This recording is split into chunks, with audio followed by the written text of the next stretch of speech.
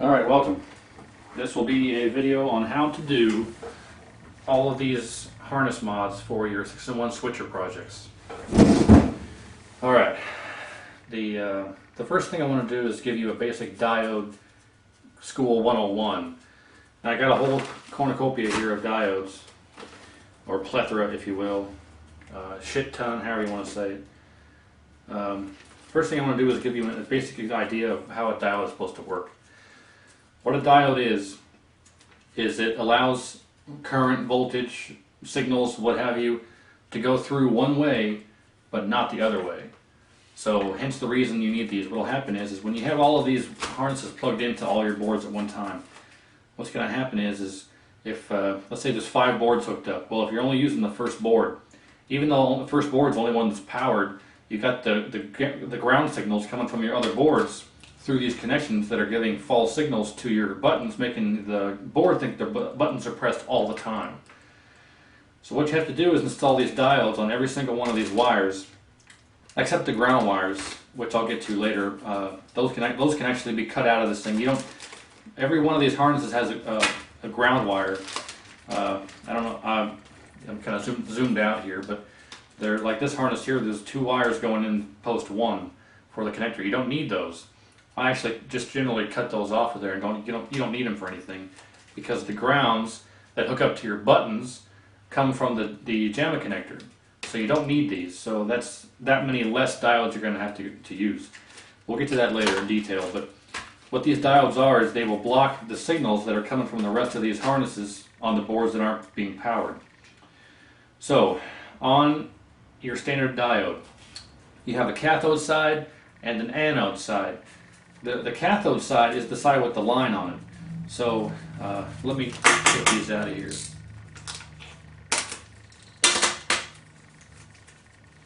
Okay, set that there. Now, here's your diode.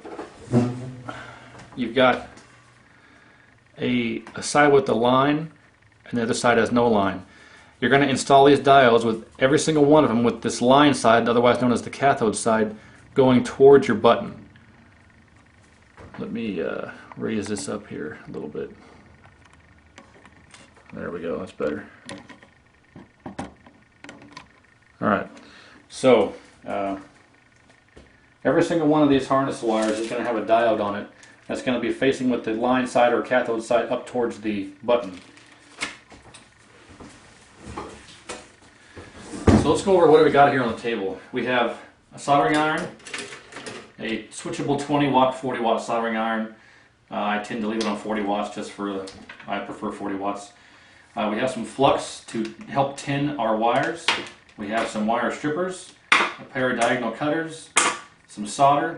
For this purpose we're going to be using 0.32 diameter solder. We have some heat shrink, I'll show you why we use that later. Some zip ties if we need those, a razor knife, and our 5 harnesses, and our pack of diodes. Now I have the 6-in-1 switcher here. By the way, this is all for YouTube user Grab My Goobers. I'm sure you all know that by now, but if 6 months from now, if someone's referencing this video, they're not going to know what I'm doing this for. So the 6-in-1 switcher I don't need to go over in detail. I've got 100 videos on that already. But I want to do this this harness mod kind of in detail, because I won't be available to do this for anybody for a good length of period of time. So we got the parts situation here labeled out and what all you're going to need. So first thing I want to do is show you how a diode is supposed to read and how to know whether or not it's reading correctly. So we'll get our meter out. You're going to want to set it to the diode checker. Now on your meter, any good standard meter, this is a piece of shit Craftsman, but right here there's an icon for a diode. It's the same icon that's on the back of your diode bag here. Let's see, you can see here it's got the arrow with the line. Now if you got a signal coming through from the cathode side, the line indicates it's being blocked. So if you have a signal coming through from the anode side, that's the direction of path that will allow the current or whatever you to go through. That's hence the triangle there. It's showing you that it's coming through towards the left, going to the right, it'll pass through. Now if it's coming from the cathode side, it's going to be blocked by that line, so that's what a diode is supposed to do, and that's what's going to happen. So you've got your meter here, it's set to that same, I don't know if you'll be able to tell or make it out, but generally the diode ticker is going to be on the same setting as your ring, like this. So that's going to be your diode setting. Now let me show you how a diode is supposed to read. Now,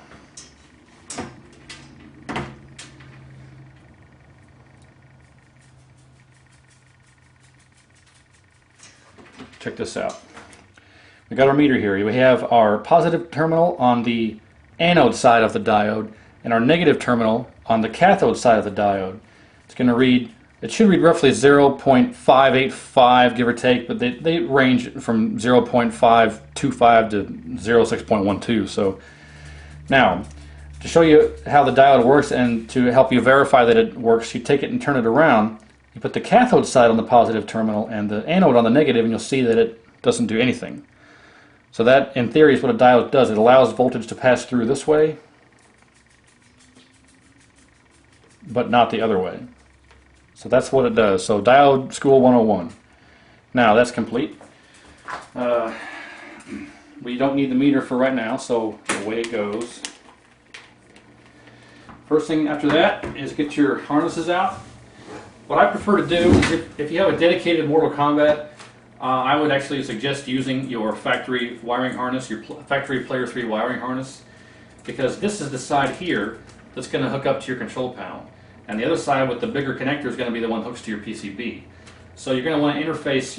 What I do is I cut this thing about right here. And you leave about, oh, I don't know, 3.5 inches or so of connector here. And then all these harnesses will splice into at this point right here. Now this is going to be shorter than these harnesses are right here. But there's not really any way to make up for that. All you can do is just use this for your first slot. Now you can actually put wires in here and extend it, but it's just that much more work you have to do. So what I do is I'll generally take this harness and dike it probably about 3.5, 4 inches back, roughly. Let's go right there. So you get your diagonal cutters out and just dike these wires off. Just like that. Now here's the connection that you're going to use later to hook to your control panel. So you can set that aside. Now you have 1, 2, 3, 4, 5 harnesses, and they're all going to be laid out. They're all going to have a diode on the end of every wire with the line side or cathode side facing towards your button. Basically what's going to happen is you have your diode with the line. They're all going to be like this. You're going to have this. You're going to have the side with your line going to this connection here, which goes to your control panel, which goes to your buttons. So now that we have this one harness, we can go ahead and unbag the rest of these. 1, 2,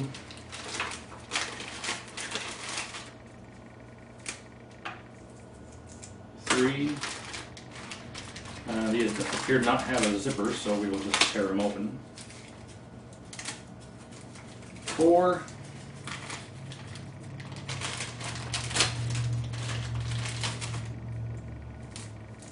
And 5. Now, if you get these harnesses from jammaboards.com, they all come with these ground loops at the end down here, because the way this is supposed to be meant is that this is supposed to hook to your board, and these are supposed to hook to your buttons. Well, let's see here. Okay, this hooks to your Jamma board, and these hook to your buttons, but we're not doing that in this case, so I just take all of these roughly about as far as I can, stretch this all out here, if I can get it in frame, and then roughly, it's almost as far as you can, I just dike all of these off of here. Bam. You can take these and discard them and use them at your leisure for something else if you want. And then, like I say, the ground wires, I will actually take the ground wires and cut the ground wires out of the connector because you don't need them. It's just that much more work, and you don't need to put the diodes on the grounds, because the grounds for the buttons, like I say, come from the Jamma harness. So I cut those grounds out of there. You find them on the other end of your harness, and you just pull them out of the harness. And there you go. Just take them and set them out of the way wherever. Now I have a harness for Mortal Kombat Y unit with just the 4 wires you need. You have a low kick, a low punch, a low low kick, low punch for player 1, low kick, low punch for player 2. It's only 4 wires you need, and you'll be good to go. Now I want to mention also, now that I'm on the Mortal Kombat 1 harness here, is that the instruction card you get from jammaboards.com for that particular harness is incorrect. So pay attention here to this. You're going to have a listing here on your instruction card. Now it's going to list, if you notice here, low punch for player 1 lists as red. Now down here, red is player 2 low punch. So how do you know which one to use? Are you supposed to use this one? Because according to this, player 1 low punch is red, but according to your other diagram here, player 2 low punch is red. So how do you know which one to use? You're going to want to disregard the chart and go off the picture. Now your other ones here are correct. For the Mortal Kombat 2, 3, 4, Killer Instinct, War Gods, WrestleMania, Harness, whatever, these diagrams match up. Your picture and the listing here match up. However, the original Mortal Kombat is incorrect. So this only applies to the Y unit because the T unit board uses this other harness over here, so the one I just had. So if you have a Y unit you're trying to wire up here, disregard down here and just go out with this. So in actuality, player 1 low punch is red and player 2 low kick is brown. Player 2 low punch is green, player 2 low kick is orange. Go off of your pictures here, not the diagram. So a side note of information for you. You're going to need to learn to know that when you're doing this. Alright, so now that's MK1 harness with grounds removed. We will coil that up, set it aside. Now let's grab, we've got our factory wiring harness with MK3. Now, there's a whole bunch of wires in here. There's 1, 2, 3, 4, 5, 6, 7, 8, 9. You only need 6 of them. So there's 3 wires in here you're not going to use. But I'm not going to take them out of the harness in case, since this is a factory harness, it might be able to be used again at some point down the line. So I'm not going to take them out. But I'll leave, well, obviously I'll leave the ones that need to be used in there. But and you'll notice, you can tell by taking the Jamma boards one and lining it up with the factory one, you can look at them and see which wires are going to be left over and which ones are going to be not used. And that's all I do with that. So we've got our MK1 ready to go, so I'll put that one with there because that one's all ready to go. There's no grounds in here. It's the same reason why I cut the grounds out of the other harnesses, because if you even look at the factory harness, there's no grounds in the factory harness, so why would you need them in this one? So harness number 2, first thing that happens is you take your grounds, cut them out of there, you don't need them. Go to your other end, as far up as you can get on the harness. We will dike off all of these. We will take our ground wires and pull them out.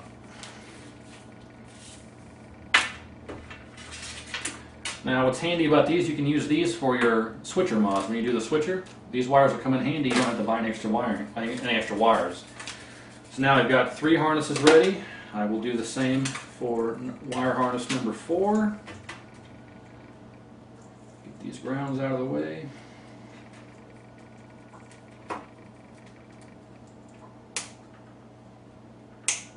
And I say you want to leave as much length on these as possible because you never know how far your board's going to be away from wherever they happen to be, so to speak. So I always leave these at length.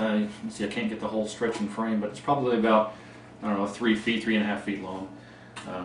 So now we'll cut the ground out of this one, pull them out.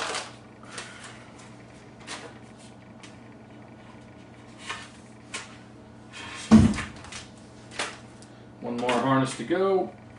Grounds cut.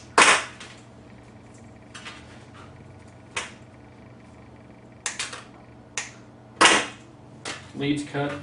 5 harnesses ready to go. So we don't need the instructions or anything right now. Get all the crap out of your way that you're not going to need. So now you just pick a harness at random. We'll just go with this one. You want to make sure that all your wires are even.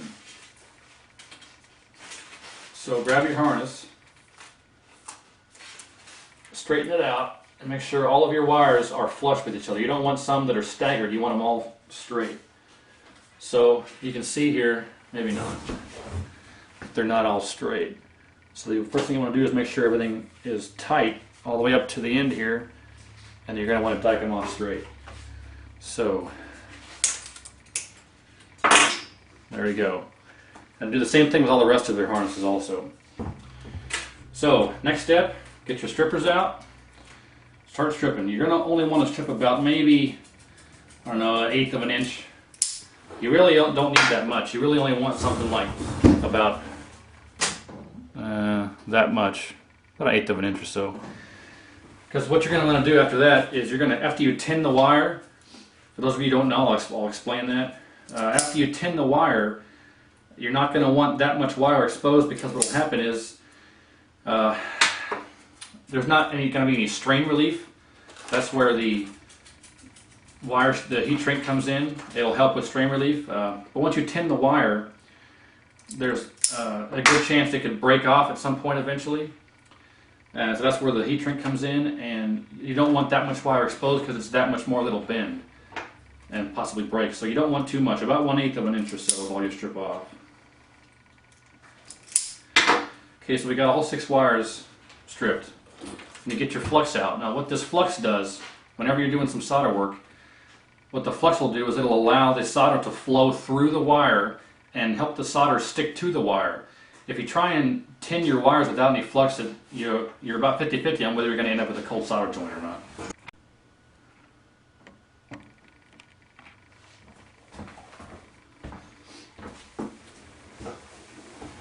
Alright, sorry about that, more dog problems. Okay, so, where was I? Alright, so, talking about the flux. You don't have to use flux, it's not mandatory, but I recommend it highly. It will help the solder flow into the wire and stick to the wire. It will also help induce a good connection between your wire and what you're soldering to. Like I say, if I tried to do all this without any flux, you know, you might be 50-50 on whether half the wires will work or not. So get yourself some flux and use it. So first thing you do is you get some flux on the end of all your wires. You don't need too much. Just, well, what I like to do is get enough on there to where it's pretty much the entire length of the wire. You don't need that much, but it's easy to go. I'd rather go overboard and clean it off later than not use it. Or not have enough, I should have said. So you get some flux on there. Get yourself some solder. Get some on the tip of your iron. Don't need that much. And then simply kind of paint the solder onto the wire. And that's all there is to it right there. It should look something like that.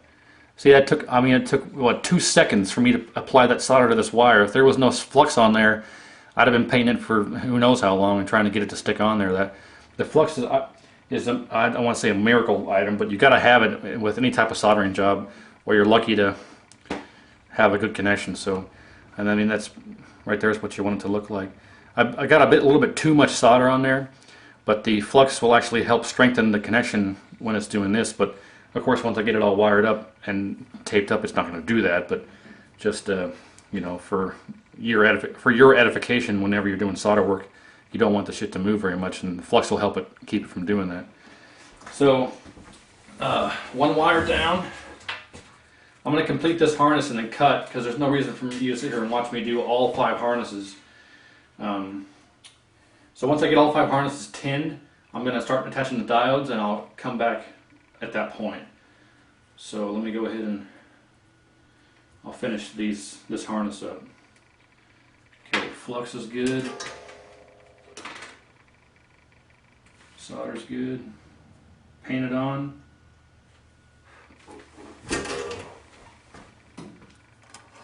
And good to go. So that's all you really need, because when you're going to go attach your diode, you're going to apply more solder when you attach the diode. You don't want to have too much.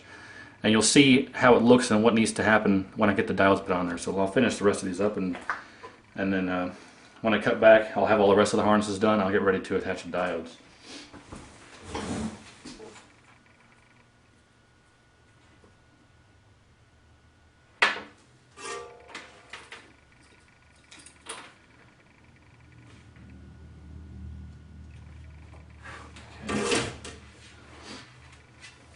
Sorry if I drift out of frame. It's hard for me to do this and see where I'm at in the camera. And this is the only camera I have right now, and it's if I don't have it at somewhat of a distance, it's too close. I can't zoom far enough out. So the only way I can actually capture what I'm doing here is to have it far enough out to have all this stuff in frame. Because if I have it any closer than where it is right now, you're not going to be able to see the whole frame. So sorry if I drift out of the shot a few times, but I'm sure you'll be able to forgive me.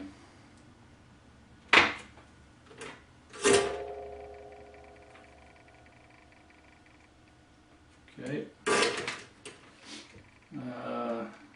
Two more. Now you don't have to twist the wires around. I do it because it helps them keep from getting frayed out when you try and dip it in your flux.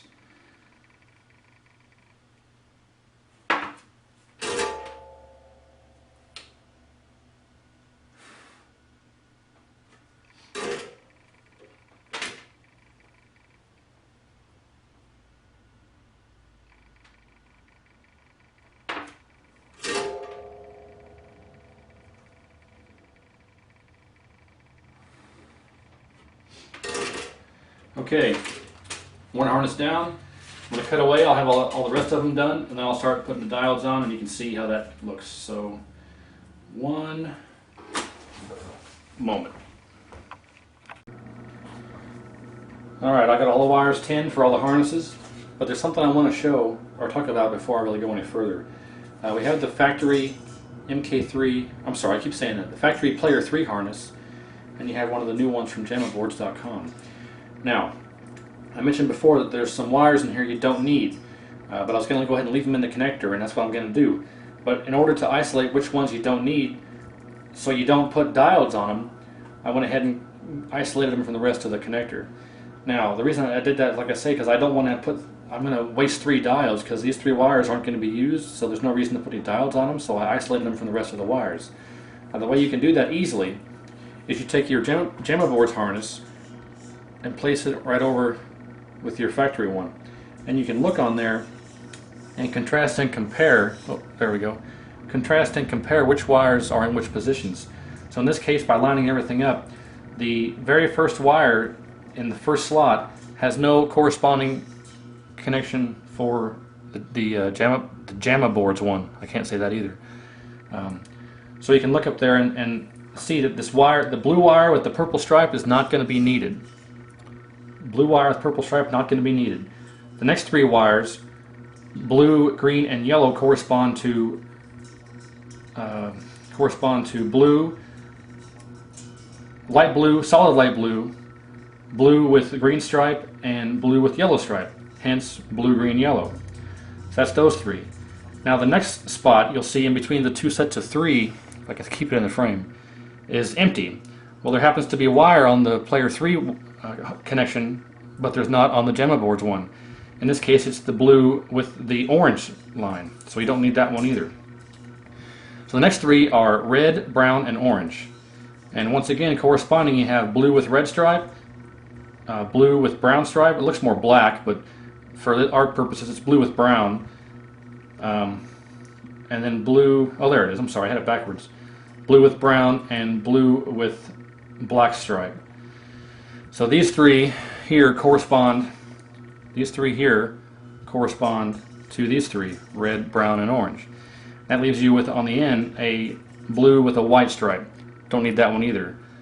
So I guess to sum up, long story long, is that blue with white stripe you don't need, blue with orange stripe you don't need, and blue with purple stripe you don't need.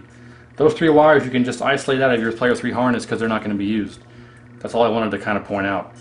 And sorry if I kept drifting out of frame again, because I have to look at what I'm doing at the same time I'm looking at the stupid camera. So anyway, wanted to point that out. So you can cut those 3 wires out of there if you want, but I'm not going to, since it's not my harness. I'm going to leave them in there and just tie them up at the end with the rest of them. But that's it. So anyway, I got all the harnesses stripped and tinned.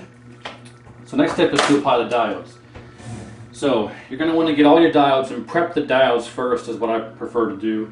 And the way I do that is because the line with the connection here with the line is going to be going, damn, there we go, the side with the line is going to be going towards the button. The other side is going to solder to all your wires. So what I like to do is take the diode and cut back about this much of the leg. So what that's going to end up looking like is this. You're going to have a short leg on this end. Then what you do is you take your wire on your harness,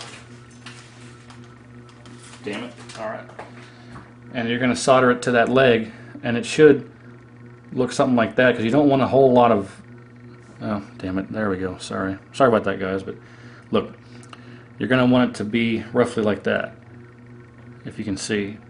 So you don't want too much exposed, because after you solder this on there, you're going to slip a piece of heat shrink over this and shrink it down to give it a better strain relief, because you don't want these wires touching like this. If you put a diode on all three of these wires, imagine a diode on all three of these wires, if they end up touching each other before the diode, you're defeating the purpose of having a diode on there. You're going to have feedback signals through back the other way. So you want to cut to where it ends up looking something like that, short and sweet, and then slide a piece of heat shrink over it up to the line of the cathode, and then repeat that process for all of them. So I'm going to lay all my diodes out and get them all cut to roughly this size for that anode post, and then I'm going to get them all soldered on. I'll show you what they look like before I'm ready to shrink them all down. So I'm going to pause real quick. Well, here's one harness done. I didn't put the heat shrink over it and shrink the heat shrink down yet, because I wanted you to see what it looks like. So here you go. You've got 6 wires here with 6 diodes on them. And before you move on from this point, you want to double check and triple check and make sure all of the cathode sides are facing away from the connector here and going towards where your buttons would be. Because if this end hooks to your PCB, these would hook to the connector that goes to the control panel. So I don't know if you'll be able to even see, but all of my diodes here, I'll have the cathode side or the line with the side away from the PCB facing that way. So that's good. So that step is done. Now, if you can look here, you'll see that's about what it should look like. You shouldn't have very much. It shouldn't have great big gobs of solder. It should just be a nice clean connection there, and that's what the flux will help do. Maybe I can get closer here. I don't know how well it would look, but anyway, so you can see we got 6 wires with 6 diodes, and the long sides are all facing the way. Now, what's going to happen later is, when you have these together like this and you got your heat shrink over them, what you're going to do is, instead of touching them together like this, you're going to end up folding these over on each other. What I actually do is something like this. I'll fold this over like that, then I'll fold this over like that, so it ends up making a nice something like that. I'll do the same with the rest of them, and then I'll solder them all together, and they'll be together in one area, and then I just solder a wire to that mess there, and it works out pretty well, because you can just slide a piece of heat shrink over that one. Because when you end up doing something like this and twisting the shit around, I used to do it that way, but it's hard to get all the solder to fill that great big area. I'll show you what I mean later when I get ready to do that step, but I have to go through and repeat this process and put a diode in all 6 wires, well, 4 for MK1, but all the 6 wires for the rest of the harnesses. And once I get that done, in a few seconds here, I'll cut back and I'll be ready to solder the other side here on, all the rest of the harnesses, and then tip it all up and do the switcher mods and be ready. I mean, that's pretty much all there is. So I'll do the rest of the cables, and I'll see you in a couple seconds.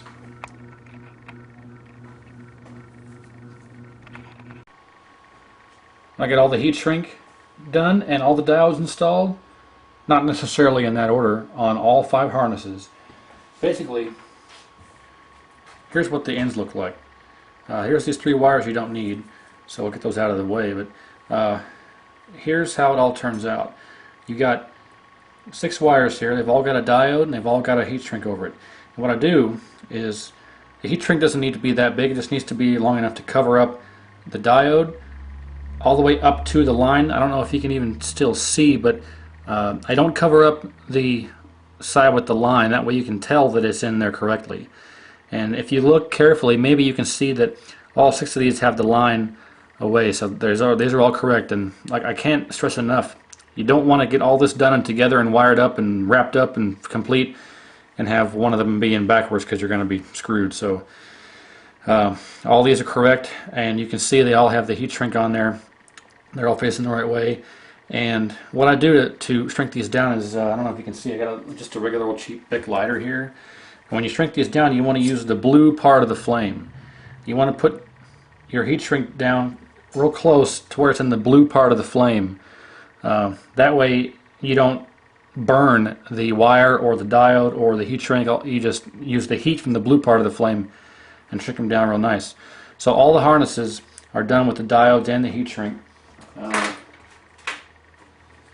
give you another example here. You can see these are the same way. So what you have to do is you get all your harnesses together. Just imagine I got all 6 of them here, or 5 of them I should say. Basically you just separate your wires one at a time. In this case I'll get my 2 green wires ready to go. You take the 2 green wires, hold them together, and you can either get all the green wires from all your harnesses and twist them together into one mess, or what I'm going to do is I'm going to actually make a little bend over my legs and make a bridge where all of them are bent over touching each other, and then apply my other wire here in the middle of that. Before I tip it all up, you'll see how it looks. But I want to stress the importance of actually using the heat shrink, because you don't want these wires to touch each other before the diode. After the diode's okay, because it's going to be blocked. You don't want to you do not want them to touch before the diode. So if you wrap it all up without the heat shrink, you're going to run into that problem. So you just, like I say, you get all these together, get the greens together and the blues together and the reds together and so on, and you get all 5 harnesses together with all 5 colors. And now if you're using a particular player 3 harness like I have here, the best way to find out which wire is which is put one of these other harnesses away. There we go. Basically the colors are going to line up, but just to make sure, in case you never know, someone might have a color in the wrong spot, you want to line up your connectors like this. We'll do it this way, it's easier. Okay, you line your connectors up here and you'll see that the wire that corresponds to the blue wire is this one here, which is just a solid light blue. So the solid light blue wire will go with your regular solid blue on this side, and then your solid green wire here for the Jamma board's connector is going to be your blue with green stripe. So that blue with green stripe goes with the green, and so on. Your blue with yellow stripe goes with the yellow, and your blue with red stripe goes with red. Blue with brown stripe goes with the brown, and blue with black stripe goes with the orange. And you know, it's the same thing. You just this one's going to be shorter, of course, but like I said, the solid blue, I'm sorry, the solid light blue wire, which is this one here, will go with your blue wire here. So it's going to end up being like that. So you make sure you get your colors correct. And all that's left to do is to solder all these together. And when it's done, before I wrap it up, I'll show you what it looks like. And then I will strip the wires on this, solder these wires to these. There we go, like that. And then tape it up and it'll be done. So it's pretty self-explanatory. I'm sure this video will help you out a lot. If you don't have to have perfect soldering skills. You just want to make sure you use enough flux to make sure the solder flows. And you'll be absolutely amazed how quickly and well the solder will stick to the diode if you have flux in the tin. When you tin the end of your wire, I guess I'm using the jargon here, but when you strip the wire and then you put the flux on there and then you put the solder on there, and the flux helps the solder flow through the wires and spread through and keeps it from having a cold solder joint, that's called tinning the wire. So if you use the solder flux, if you use the flux to tin your wire, you'd be amazed at how well and almost instantly the solder will stick to the terminal of the diode. If you don't use a flux, you run the risk of having the wire break off, not necessarily off the wire, but have the wire break off the diode. And another benefit of having the heat shrink is if that does happen, the heat shrink will actually help hold it together. If the solder joint does break, it'll still hold it together because it's being crushed by that heat shrink. So that's another reason, not just for the connection protection, but it also helps keep that joint nice and tight on there. So I'm going to wire all these together, so bear with me 1 second, and I'll come back here in 1 second and you'll see what it all looks like, so stand by. So you see here I've got all 5 of these harnesses here, and here's the end connection. Now I went ahead and did it the old-fashioned way. I lined all the diodes up pretty much flush with each other, and then just twist. The reason I leave these ends long is I can twist it. Now they're all twisted together, and there's not really any chance that they'll come apart from each other. You just twist them real good. And you can see that I've got 3 green wires. 3 green wires here, according to this print here, is player 2 low kick is green for MK2, MK3, UMK3, and MK4. Now remember I said on the Y unit here to go off of the picture and not the words. So according to this, player 2 low kick is orange. That's why I have an orange wire there as well, because that goes to that 4-pin Y unit connector for the low kick, low punch. Then I have here the blue with green stripe, which goes to this, which corresponds to the same connection for player 2 low kick on the factory player 3 harness. So what I do here, this is not soldered yet, what I do is I just pack all this joint here with some flux and flow a bunch of solder in there, and bam, good to go. And then also I have some thicker heat shrink. After that's done, well, main thing you want to do is put the heat shrink on your wires here before you attach your other side and solder it on, because then how are you going to get the heat shrink on there? Just a note for you to remember that before you do that. But I'm going to slide the thicker heat shrink over the connection after I get the other wire on there, and then player 2 low kick will be completely done for all wire harnesses. So I'll do that live here real quick. Alright, so get all my harnesses up here out of my way. We will take my razor knife here. You don't really want to dip your deal here in the flux. Just get some flux on the end of your razor knife. Just kind of paint the flux on here. You don't really want a lot, just enough to really kind of get all the cracks and crevices, and whatever's left over, go ahead and scrape off and put back in your container here. That looks pretty good. So, well, as you can see here, there's not really that much on it, in my opinion. But you want the solder to go down inside and in between there and stick all that stuff together real nice and good. So, put these back here now. Almost out of solder. This is all I have left here, but I have a whole new roll. So we are going to set that there. I don't have a vise. If you get yourself a soldering station vise, that works real well, because you can put these wires in the vise and crank it down ever so gently and have it held there right in front of you. So I'm trying to position these to where I can do this here. Alright, so now it's best to, instead of putting the solder on the end of your tip and then doing it this way, you want to do it simultaneously. You know, push the solder into the wires as you're heating it up, and just give it a nice good coat all around. You'll be amazed at how well the solder flows and gets down inside all the cracks and nooks and crannies when you've got the flux in there. It's really a lot better, because you want to make sure you have 100% good quality solder job here, because you don't want to have to tear into this and redo everything, because that, I've done it, it's not fun. So, and you don't want to hold the iron on there too long, because you don't want to start burning the coating on your wires.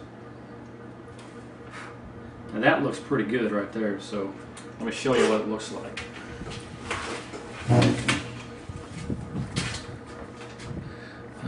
Okay, I don't know how well it's going to be in focus, but I mean, there's nowhere in there, that whole joint there, where I can see any air through it. And you want to clean your flux off. Get yourself a little rubbing alcohol and a brush or something, and brush all that, because over time that flux will actually start corroding. So that's a side note of information. But I mean, if you can look in there, you don't want to be able to really see any pockets of air through. You want to have the solder completely covering the whole circumference, which it pretty much is. I don't know how well the camera's picking it up because I'm looking at an LCD display on the side of the camera, and that's, you know how that goes, so I can't tell how in focus it is. But anyway, so all the low kicks are done now. You repeat this process for all the other remaining wires. I'll do that, and I will attach my other, where'd it go? Here it is. I will attach this, but I will not shrink the heat shrink down so you can see all the connections, and I'll heat the heat shrink down live on camera here to complete the whole assembly here. So one moment. And here you go. All that's left to do is to slide these up over the connections and shrink it down and be all done. These are the 3 wires that you don't end up needing on this end, and they're also thrown up into this end as well. I'm just going to, once I shrink all this stuff down, it's all going to get wrapped in electrical tape so it doesn't get messed with. But it should only be about that thick. It's not going to be too thick and stand out too much. And because I'm going to wrap it in tape, it's not going to really have to worry about being bent right here over and over. And then, of course, you've got your 4 harnesses here, along with this one. Now you can see how much shorter this one is compared to these. So what I'm going to do to add this extra length is this, I'd say it's probably, I don't know, 2.5 feet. I'm going to actually have to extend some wires. So, but anyway, we'll see if I can't knock that out. I don't think I really need to document that on video, but so hopefully everything up to this point you have been able to understand. I don't think I skipped any steps or made it too difficult to understand or follow, but you want to make sure that you've got a nice, good, clean connection here. There we go. I don't know if you can see, but it's one big solid chunk of solder, and the flux helped it flow in there, and it's not cold. And the best way to do this is to do it that way. So you can see I've got the 5 diodes. It was twisted together. I cut off the excess length, left it about, I don't know, 1/2 inch or so. Put my flux on there, filled this whole end up here with solder, and then soldered the other wire on here for the connection to go to the control panel, and repeat that process for all 6 connections. And a couple of these are only going to have, because if you're using a Y unit, 2 of these connections are only going to have 4 wires, because MK1 doesn't use run, neither does MK2. But however, he's got 5 harnesses here. Because the Y unit uses a different harness, there's only 4 wires, 2 per side, and all the rest of these have 6. You're going to have 2 connections here that only have 4 wires. The other 4 are going to have 6. So that explains how that is, but you wouldn't have really noticed unless you do it for yourself, or you can pick that up through the video here. But there it is. I'm going to shrink these down. I'll do that live here on camera. You want to make sure that you get this pretty even. Let's say right about there. Like I say, use your blue part of your flame as much as you can. Turn this fan off here. There we go. All right.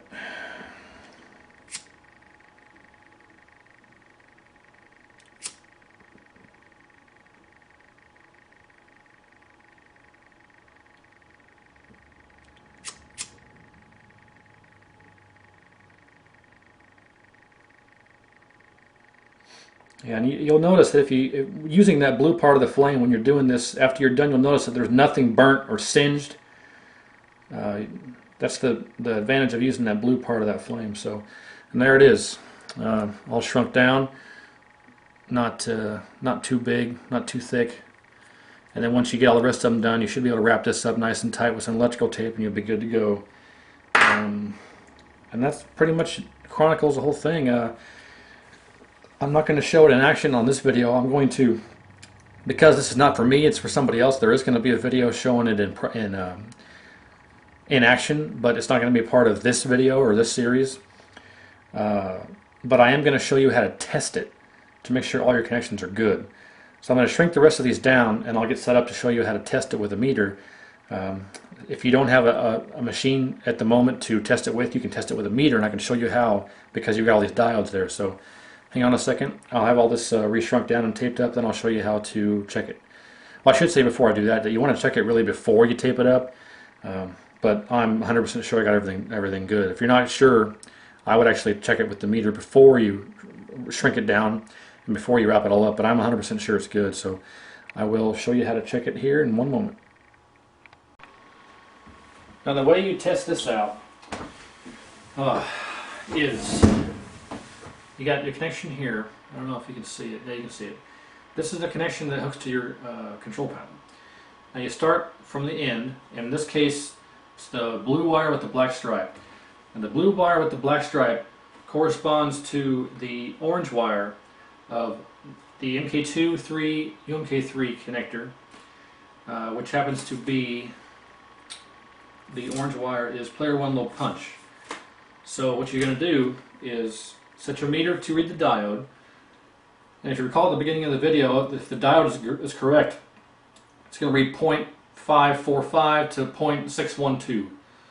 So what you do is, since the black wire with the, since the blue wire with the black stripe corresponds to the orange wire on all the connectors, except the Y unit MK1, that particular one's going to be player 1 low punch is red, so that's going to be the red connector, or the red wire, but corresponds to orange. So that would mean that if my connections are good, when I touch this, it should read 0.600 or something like that.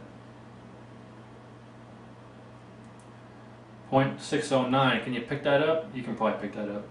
So that means that that wire is good for this connector. We will test the next one. Orange wire, 0.621, so that one's good. We said that the Y unit connector was the red wire, so we will test the red wire. 0.609, so that one's good. The orange wire on this one, 0.613, that's good. Now, once again, since this is the factory harness here, it's going to be the blue wire with the black stripe, which is this one here. I can't get the wire in there. 0.608. So, player 1 low punch is good for every connector.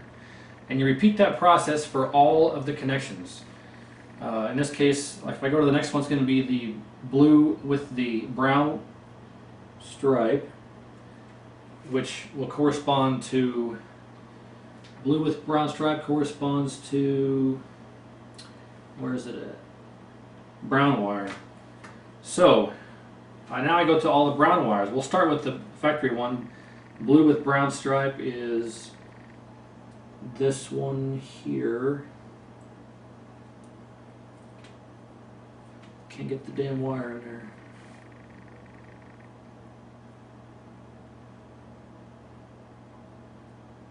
I can't get the wire in there. We'll go the rest of these.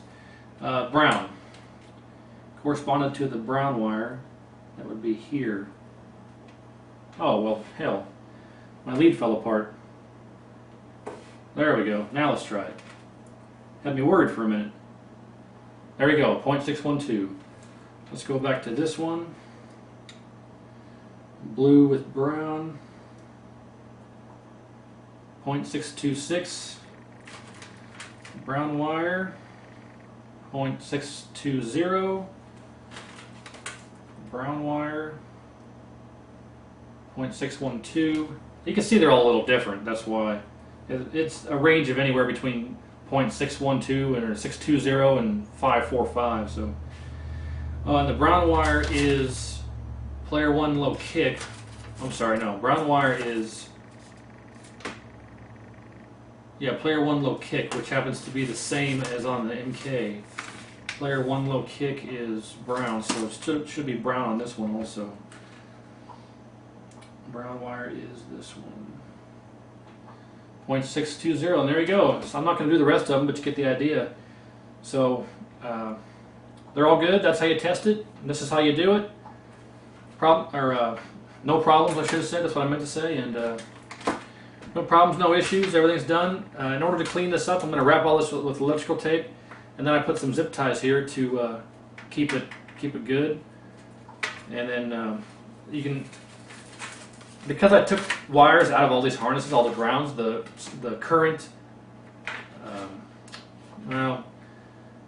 the current ties on here are loose. So that's why I bought these. You're going to want to buy a bag of these small zip ties to replace the ones that are on the harnesses, because when you pull those wires out, these ground wires here, they're loose now. So I'm going to go through and replace most of them so they stay nice and tangle free.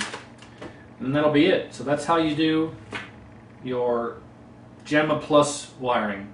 I'm going to explain Jamma Plus.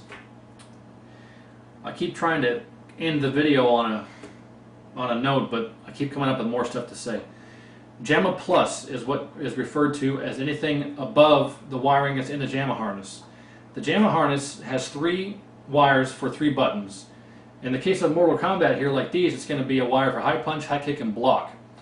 Now, in any game that requires more buttons than just those 3, that harness is known as Jamma Plus. All these wires here are known as Jamma Plus harnesses. So this is how you would do if you have a 6-in-1 switcher like this one. It's not just Mortal Kombat. If you are going to play any game in a switcher that has the same connection harness, you're going to have to do this mod, or most likely you're going to have the problem. The reason you have to do this in the diodes, for those of you maybe stumbling across this video who don't know anything about the issue as to why you have to do this, when you turn the game on, and if you were to just wire all these harnesses together with no diodes, what would happen would be, if you turn the game on, whatever buttons are incorporated with the harness that you're doing here, the machine or the game is going to think those buttons are pressed all the time and are not being let go. Now, the reason that happens is because whatever board you don't have powered on at the time is sending a feedback signal through that connection here that you've got spliced in, and it's telling the machine through a ghost ground signal that the button's being pressed even though it's not. So the only way to fix that issue and to block those ghost signals is to install all these diodes. And that's it. That's the explanation of why you have to do this. So I'll clean this up and I'll get this tested out for the person who it's being done for. But this is kind of separate from the series of videos that I'm doing for him, mainly because I want to help the people out who I'm not going to be able to do this for.